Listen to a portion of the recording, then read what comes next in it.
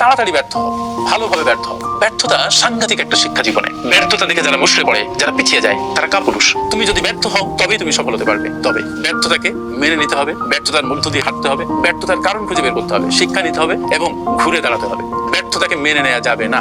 যদি ব্যর্থতাকে মেনে নিয়ে বসে পড়ো, শুয়ে পড়ো, তাহলে তুমি শেষ। নো, তুমি হারবার জন্য জন্মাওনি। সুতরাং ব্যর্থতাকে এমব্রেস করে বীর দর্পে সামনে এগিয়ে যাও। যতক্ষণ না জয় পাও, লেগে থাকো। মনে রেখো, যারা জীবনে অনেক বড় সফল হয়েছে, তারা অসংখ্যবার ব্যর্থ হয়েছে এবং ব্যর্থতাকে জয় করে সামনে এগিয়ে গেছে।